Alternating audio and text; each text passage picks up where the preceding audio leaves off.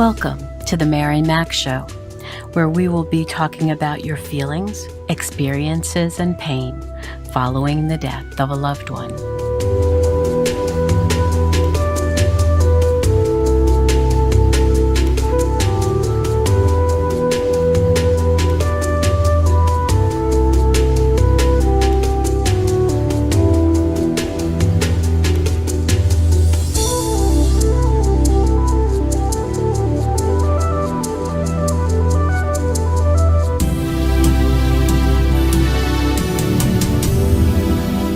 Hello, my friends, my warriors. This is Mary Mac of the Mary Mac Show.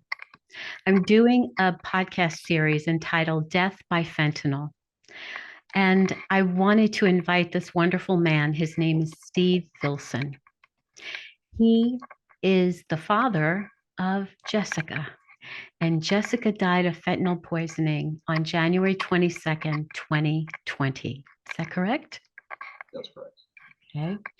And he and his wife, Cherie, are now raising Jessica's daughter, their granddaughter. Her name is Elara. I love that name, so unique. And he had been in the Air Force. He was a San Bernardino County Sheriff and also in the police department out in California. He was there for 31 years in the homicide department for 11, Homicide Squad, and also in Narcotics for 5 years. He is now the secretary of an organization called VOID, Victims of Illicit Drugs. And there is a website they have called stopthevoid.org that I want you to go visit, because there they have developed a wonderful documentary called Dead on Arrival. And it's a very powerful documentary, and you really need to go and watch this specifically to teach your children and even younger folks to watch this so they know what's going on with fentanyl poisonings. So today I am honored to have Steve with me, and I thank you, Steve, for taking the time to be with me and share your story about Jessica. Well, thank you for having me. It's a privilege and to tell people about Jessica. She was a beautiful young lady and still in our lives every day, obviously, but we move forward. Yes. Do you tell me about her growing up years, your family life as she was young? Sure. Yeah. Jessica, it's not an oddity, but it wasn't a typical family type of situation. When I met Cherie, and we eventually got married, it came with a package, and she had Jessica from her first marriage. And Okay. Yeah, she was 18 months old at the time, and despised me, didn't like me. She always wanted mom, mom, mom, mom. She would always, You're the new person in her life. Exactly. But the relationship grew as most things do. She adjusted to me.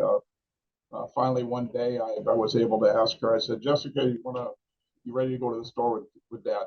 Let's head on down to to Lucky's or wherever the heck it was, and you want to go to the store with me? Well, of course, I bribed her by telling her she could pick something out for herself. And so we went off on our first trip together, going to the store, and that was an obstacle or a threshold that Cherie finally got to cross over, and things progressed from there. When Jessica was, I think she was 7 years old, we went through the formal adoption, and we did adopt Jessica. She changed her middle name to Shelby, and so she became, from that time on, Jessica Shelby Filson. And she was a handful. She's pictured. She's right behind me there with Elara up here on the wall, and over here is a charcoal drawing that was provided of her. She was a very beautiful young lady. Yeah. Very, very intelligent, but she experienced a lot of emotional issues to growing up. What they were, the exact foundation, I don't know. I don't know if I ever had the answer, and I don't know if Jessica ever had the answer. But I think she, like a lot of girls and things like that, suffered from some self-esteem issues maybe, and let boys take advantage of her or whatever. But she evolved, and in her teen years, we ended up having to have her treated at Loma Linda University at the Behavioral Medicine Center there for some emotional issues and things like that. And it seemed to help.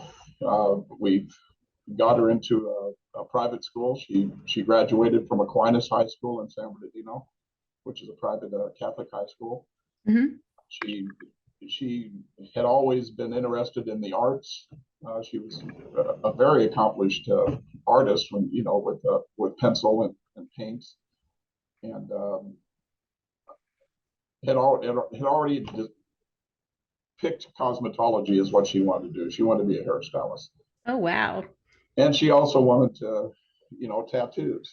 And if you look at a picture of Jessica, wherever you find it, the first one when she was 18, she came home and she had a diamond that was put on her neck right here. She said, "Well, I got my first tattoo." And I thought, okay, well, that's not as ominous as I was expecting. So, We can deal with that. We can deal with that's good, Jessica. Let's, proceed slowly, and but I'm glad you got your first tattoo. She also started cosmetology school at that particular time, and a year later she got her cosmetology license and went into hairstyling and things such as that. And as did her career began with cosmetology, so did her artwork on her body continue. And you can't see it, but I'm looking on her Instagram one day, and there's a tattoo across her forehead right here. Oh my goodness. It said "shameless." And I called Cherie and I said, just please tell me that's a temporary tattoo. She says, no, it isn't. And Cherie said, I've done my crying, and I don't know why she would do that, but I think the term shameless was pretty descriptive of her attitude. She was without shame. She didn't really care what people thought of her. She would try to do the right thing in most areas, and so she identified that as the word that people would always see. Well, now explain to people why the hell you'd want to put a tattoo on your forehead that's going to see it the rest of your life. But it got to a point to where as her life progressed, and even up until the time of her passing, and even after her passing, my thought finally went to, I finally realized that because her whole body, she had tattoos everywhere. And, oh, wow. And I finally figured out that, her body was her canvas. And that canvas was the tattoos, and whatever story those tattoos told, that was on her.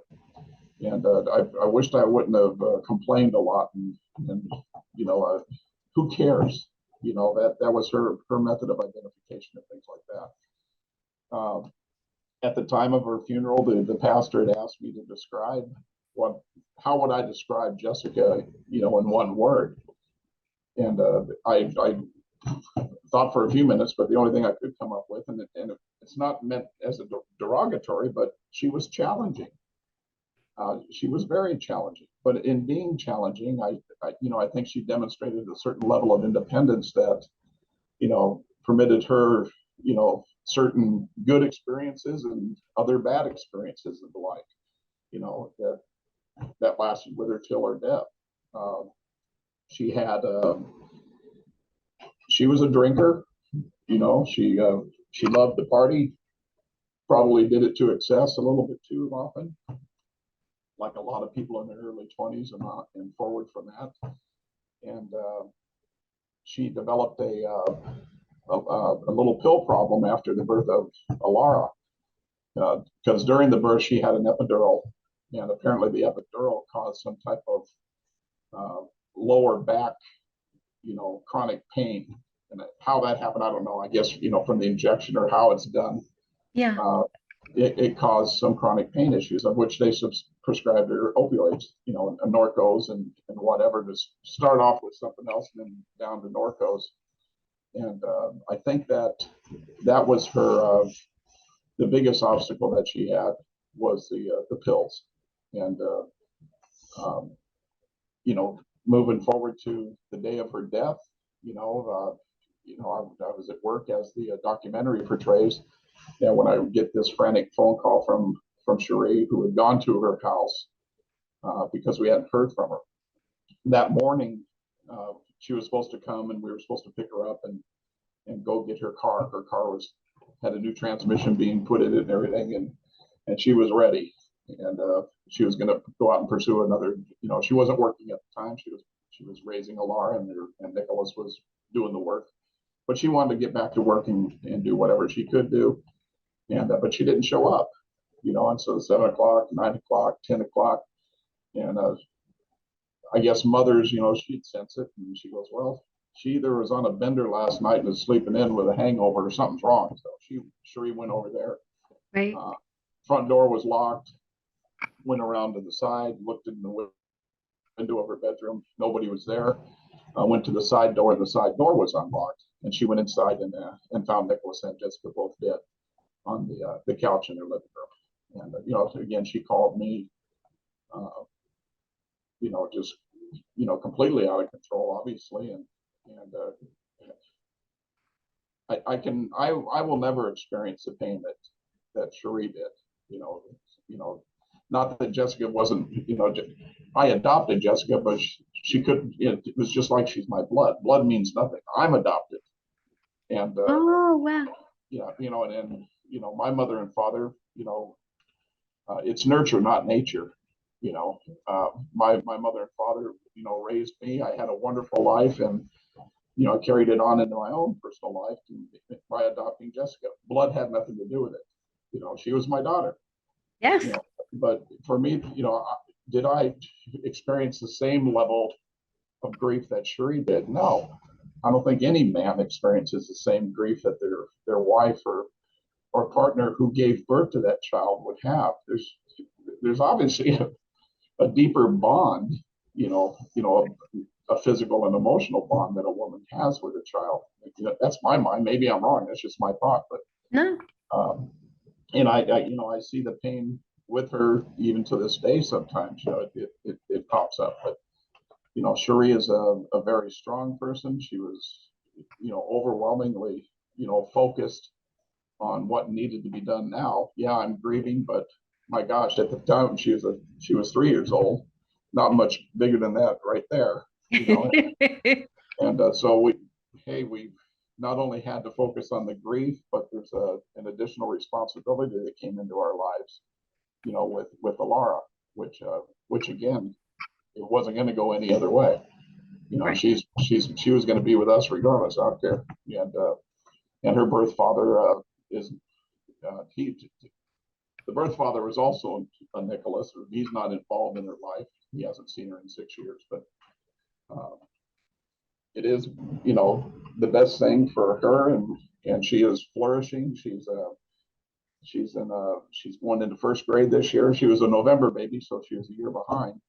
But she's in Spanish immersion classes in the private. Wow, already, huh?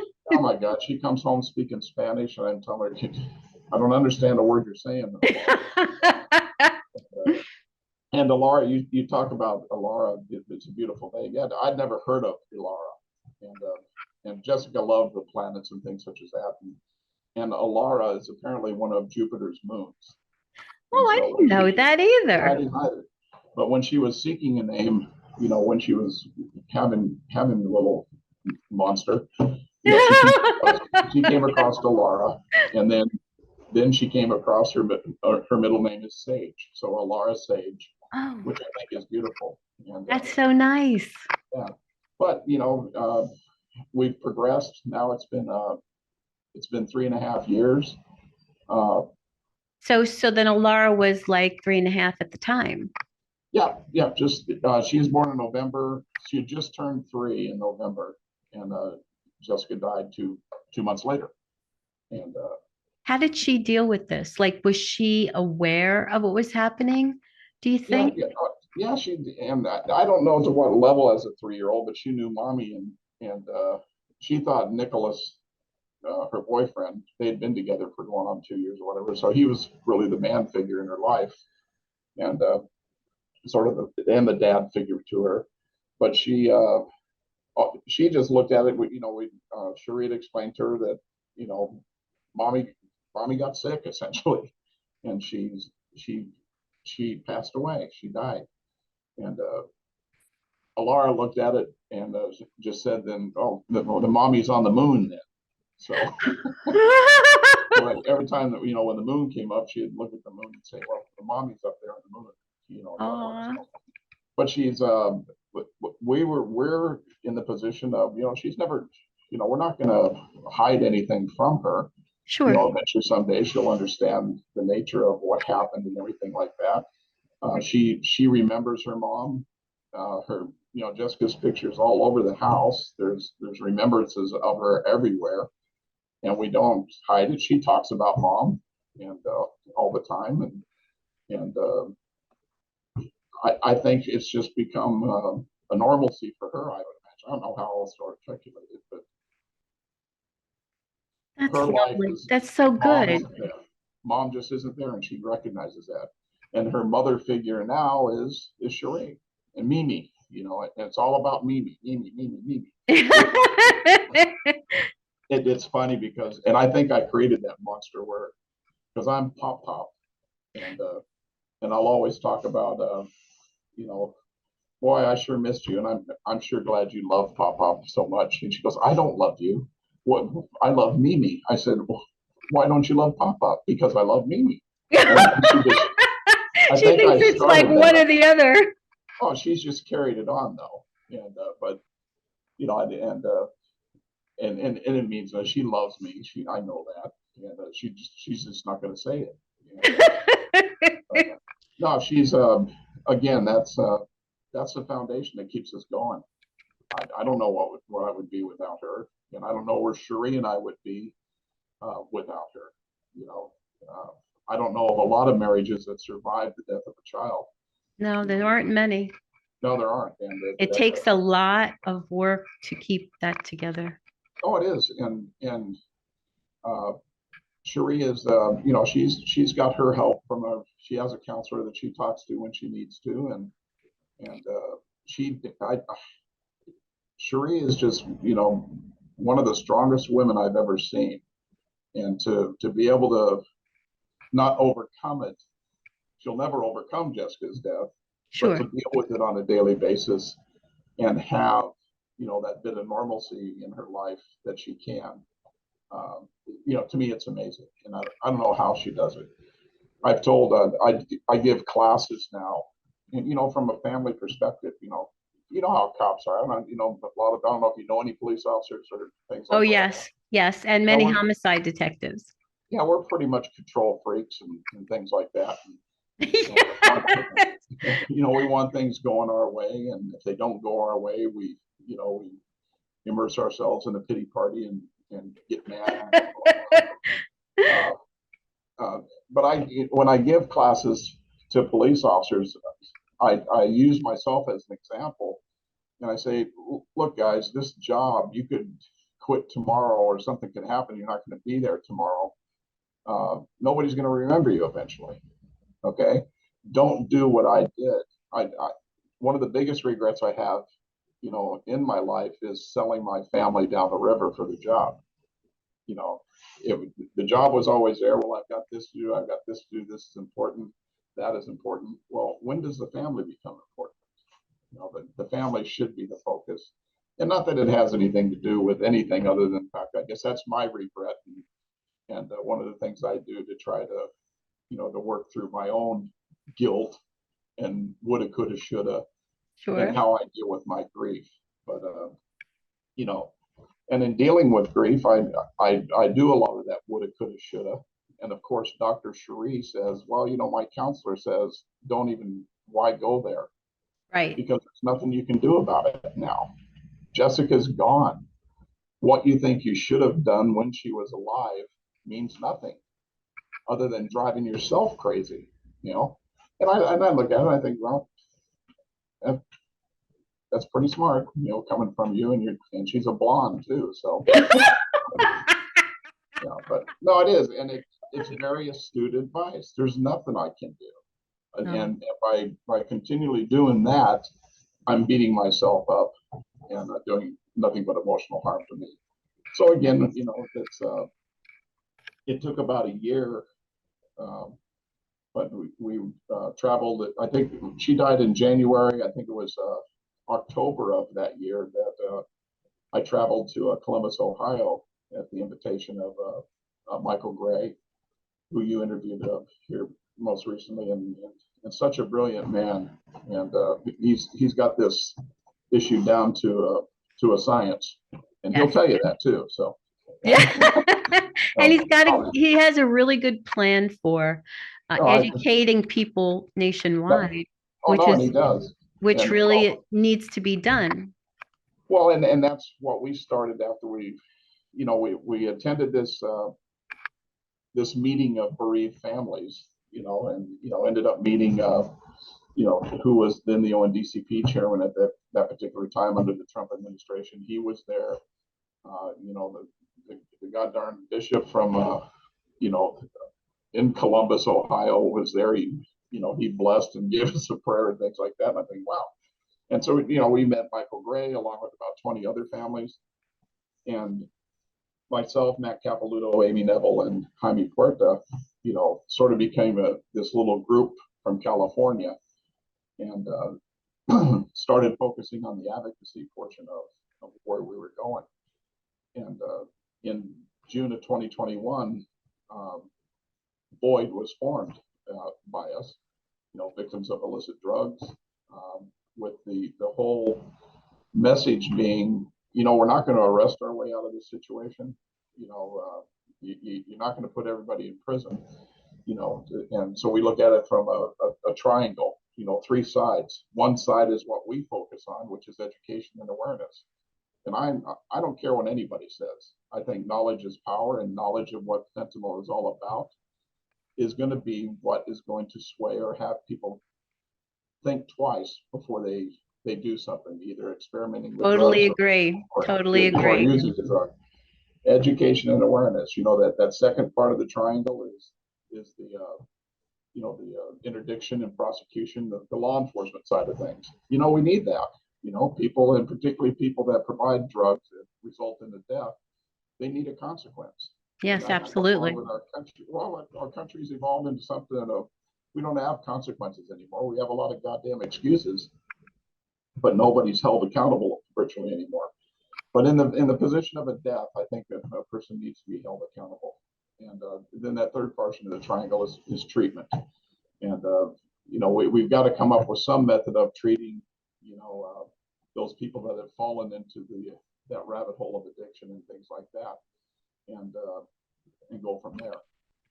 Hopefully we can avoid people getting to that addiction level with fentanyl. And hopefully we keep them alive through our awareness efforts. And again, that's what we focus on. A few months ago, we thought, light bulb came on, and I was happy to hear Michael Gray say the same thing. So it's perfect that we're on the same page. And being on the same page is associated with experimentation. You just can't experiment with drugs anymore. Back in the we're both a child of the 60s and 70s. And what did you do back then? Most people, were smoking weed or whatever. And what was the other? Acid, became something, back in the San Francisco Haight-Ashbury's day, peace, love, dope, all that. Yeah, the LSD tabs. Yeah, Timothy Leary, when he created that, and, there wasn't much more. And then, other than, the real serious problem associated with opiate addiction, with heroin and things such as that. But other than that, that was it. You move forward 50 years, and back around 2013, when that new paradigm came into play, and now up to this particular point, to where I think Michael cited the fact that as of about 2020, you're not going to be able to have anything that is probably not tainted with fentanyl. Yes. And I said I agree with you. And I had said to Michael, the days of drug experimentation are over. You can't, exactly. And it's sad for the kids now because they think they should have that option like we did, but they can't. Well, no, you can't. What's the old cliche we use? If you don't get your pill or your medication from your doctor or a pharmacist here in the United States, a pharmacy, a Right. licensed pharmacy, you can't use it. Mhm. This stuff, there's just too much. Amy Neville describes it as pill roulette. You're absolutely right. DEA statistics, they're saying 60% of the pills out there are tainted to a level that has that 2 milligram plus amount of fentanyl in it, which that 2 milligram plus is going to be fatal. 6 out of 10. Well, lay out 6 pills, lay out 10 pills there. Well, which 6 are the bad ones and which 4 are the good ones? That's the problem. You don't know. No, you don't. Back to the education and awareness. I still think that only the most effective method of harm reduction is knowledge. And yes. you give people that knowledge, and we go from there. We talked about, what happened in 2020, the old pandemic. Okay. Well, how far are you supposed to stay away from somebody? What's the answer? 6 feet. 6 feet. Wasn't that it? And what are you supposed to have on your face? A mask. A muzzle. Okay. Yeah, exactly. You're supposed to, my point is that education and awareness was ingrained into the American public. You have to wear a mask and you have to stay 6 feet away from people so that you don't become infected with this terrible disease. Okay, that's great. Well, where's the education and awareness that's common knowledge that people have to stay away from fentanyl? That this illicit fentanyl is out there. What's the difference? COVID was killing people. Well, fentanyl is killing, how many, hundreds of thousands, yes. Since 2013. There's a lot of people that are dying from it. How many people don't know about it? Again, the big deception. Jessica and Nicholas wanted to celebrate Nicholas's birthday that was coming up in a couple of days, so they ordered up some cocaine.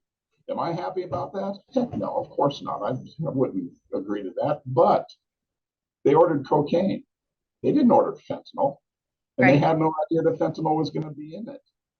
But for fentanyl, Jessica would still be here, and I'd be able to deal with that problem that she may have had, by getting her treatment, some family interdiction or something that.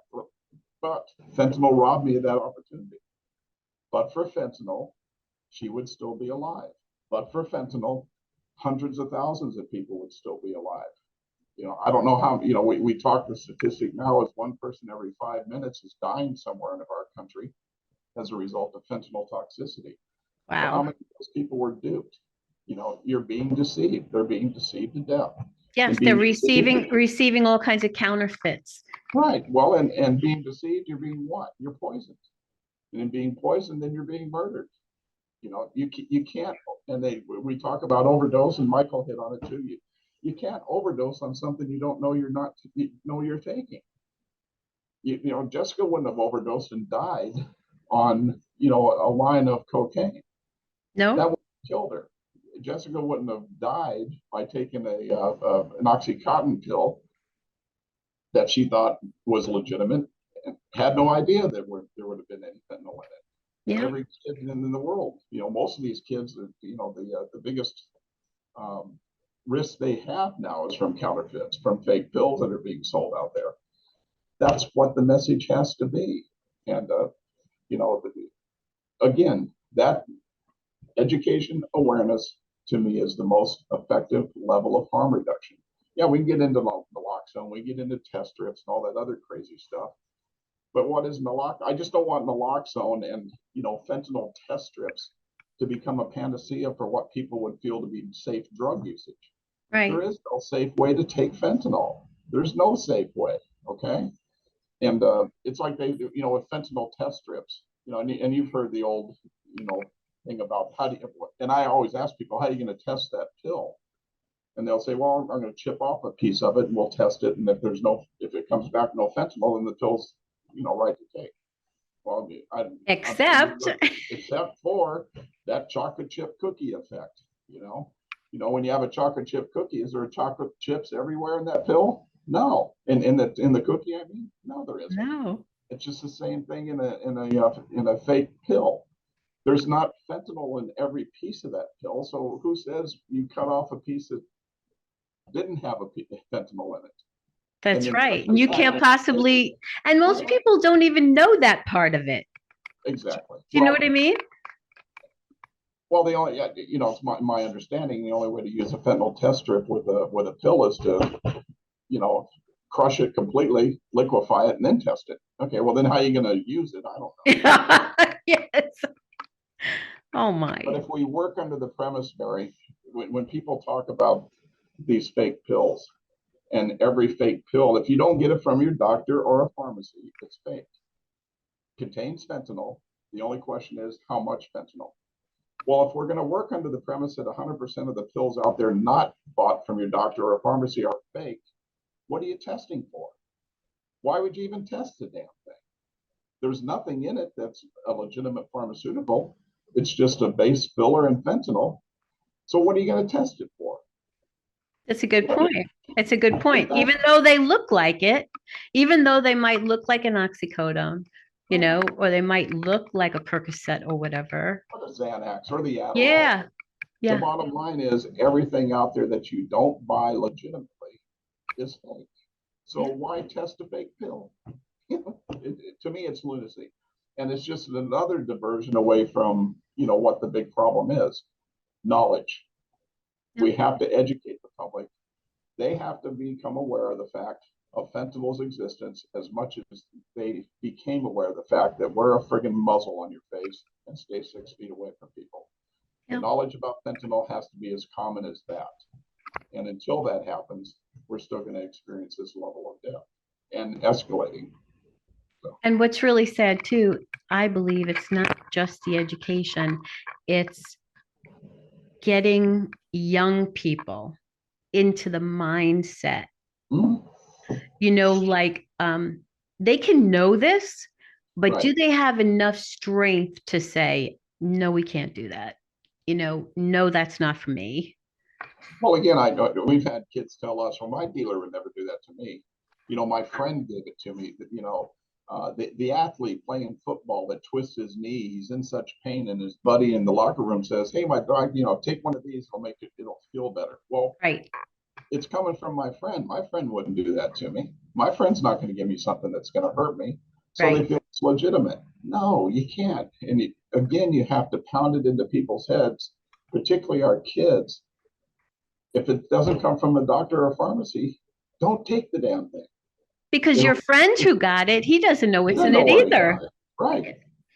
And even if it was a legitimate pill, don't take it anyway. You're not prescribed to you. You get into that frame of mind. Yeah. If you need help with pain, go see your friggin' doctor. They'll prescribe something for you, probably. Yeah, don't try to self-medicate. No. And COVID and everything with people with emotional issues and things like that. We've become a pill country. We become a country of medication. Instead of working it out, instead of doing whatever, well, here, take this pill. It'll make you feel better. Okay. Well, hopefully somebody will get away from that type of attitude and understand that not everybody needs a drug to cure their ills. Yes. When I'm sad or if I'm mad or whatever, give me that anti-mad pill, okay? I need something to take me out of my depression. Nah, you think it out. You try to do something instead of looking for some type of pharmaceutical answer to your problem. So. Yes. Well, I'm a big proponent of homeopathics. Yeah.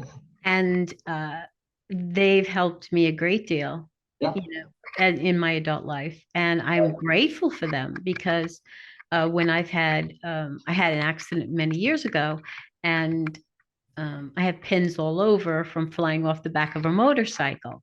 It was the homeopathic medicines that really, really contained the difficulties I was having.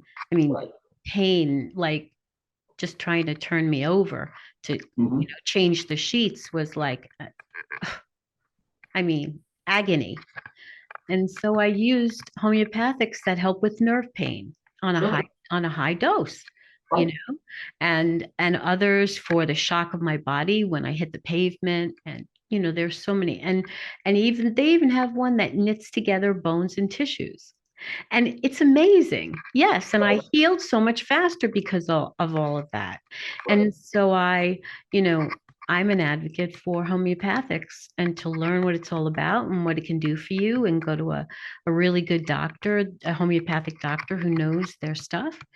And yeah, Most people don't even know what homeopathy is. no, they don't. They should look into it because there are alternatives. Yeah, It's and it's different than naturopathy, you know. right. It's homeopathy. And there Well, was a time years ago, over a century ago when we had homeopathic hospitals in this country, and the AMA, kept pushing everybody away because they wanted you to go on pharmaceuticals. oh yeah. Well, they may not have, but the pharmaceutical companies wanted you to. Mm-hmm.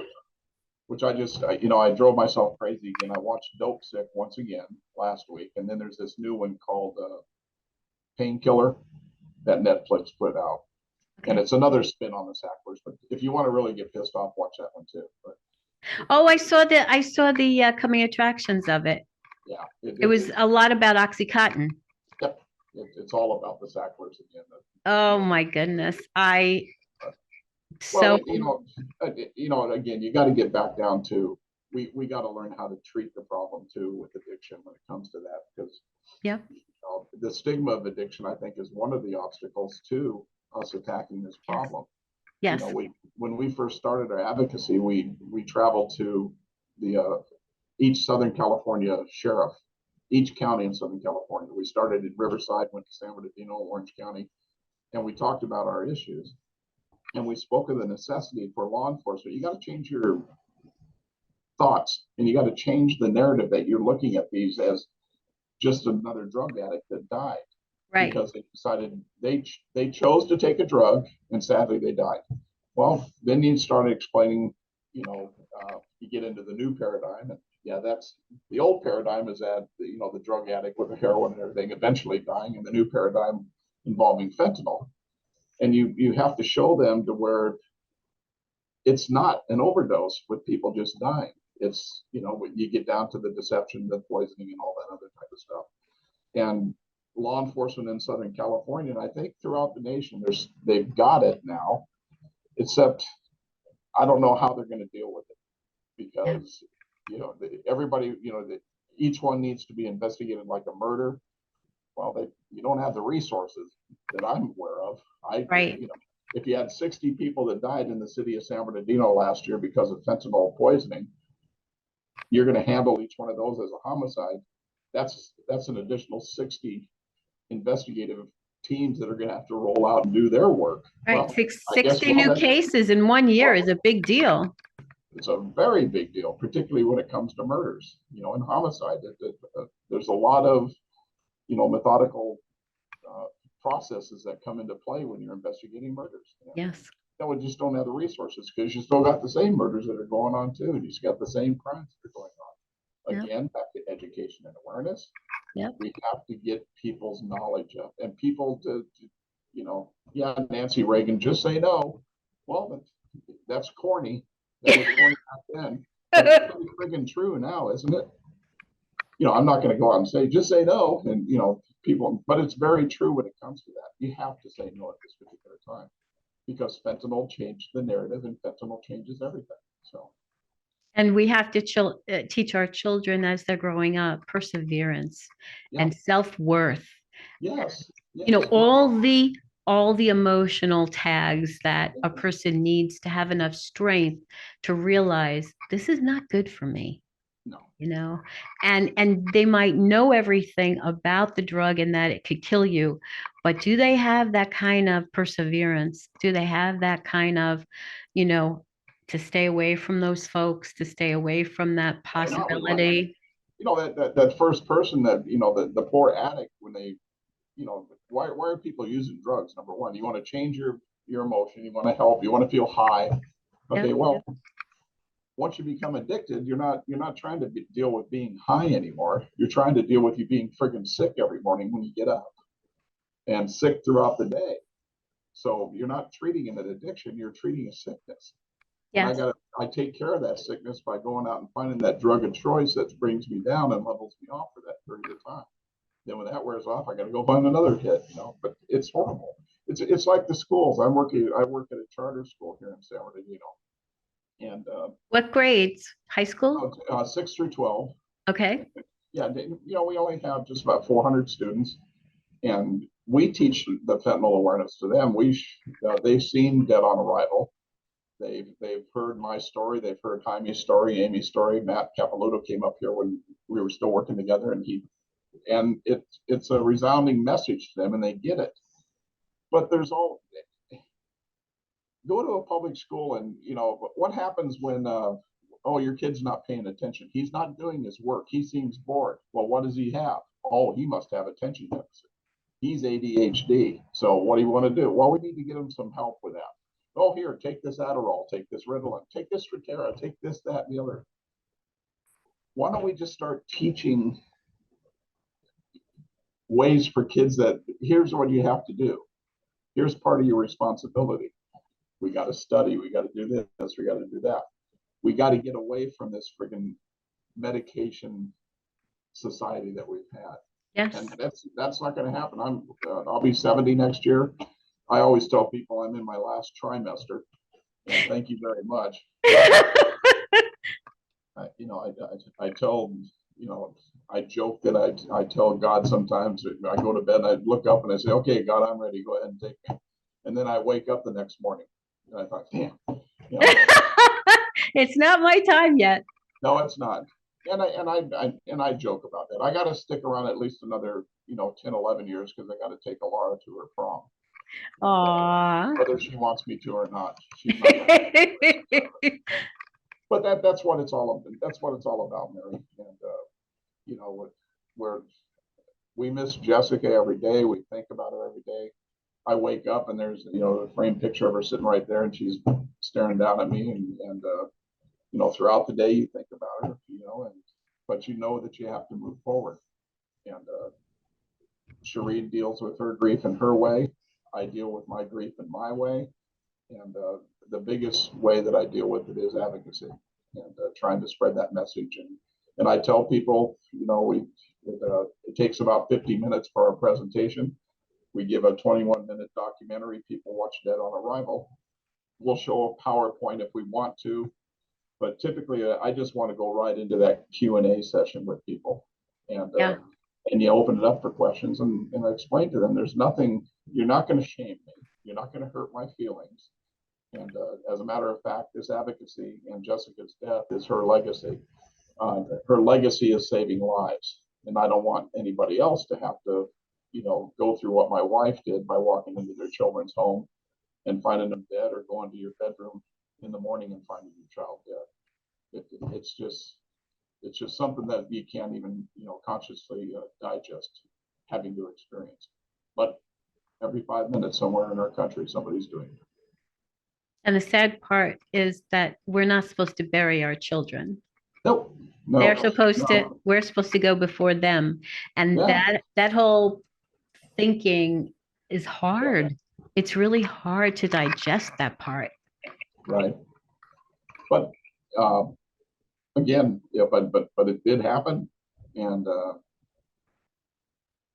life doesn't stop, and you have to learn how to work through it, deal with it, and move forward.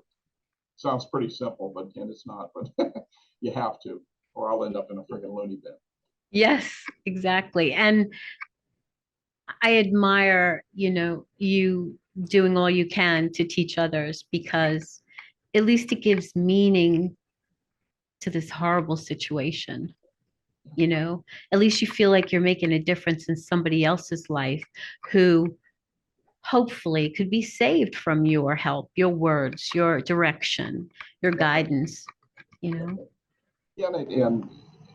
and it's the education. I don't, the presentation, I don't even talk a lot about Jessica in our presentations. I try to move beyond that grief, those stages of grief. I float between anger and, denial. And most of the time I'm pissed off because I want something to happen. It's wonderful for people to say this, that, and the other. but I also don't want to have to endure people always saying, our condolences for your loss. Well, I thank you very much. Now just look, instead of share your condolences by doing what we're trying to tell you to do. Right. Pass this message so nobody else gets dead. Yeah. And also too, with the stages of grief, those stages were made specifically for people who are dying. And I don't think a lot of people understand that. So the stages, those same stages for a bereaved person is like a roller coaster. Sometimes I feel this one, sometimes I feel that one. Oh yeah. Like I say, I anger, denial. And that's where I float most of the time. So, but again, you just move forward and not try to focus on anything other than moving forward. Well, thank you for all your advocacy work and in honor of Jessica. And my best to you, Cherie, and the little one. All right. And she's very fortunate to have her grandparents with her. One day she'll understand that better. We're fortunate to have her. That's yeah. And thank you for your work, everything that you're doing, trying to get this out and keep staying awake at 2 a.m. You'll see yourself on YouTube again. So that was really a surprise. That's awesome. That's a good deal. But no, thank you too, Mary. I appreciate everything. And if there's anything we can ever do for you, you know how to get a hold of us, and we'd be more than willing to do it. Thank you, Steve, so much. And I just want to remind everybody, please go see the documentary Dead on Arrival. You can go to stopthevoid.org, stopthevoid.org. And as for me, it really helps us in the algorithms if you would subscribe, like, and share. Tell us your comments on what you heard and what you've learned. And we'll see you again on the next episode. Have a great day. Bye-bye, Mary. Bye.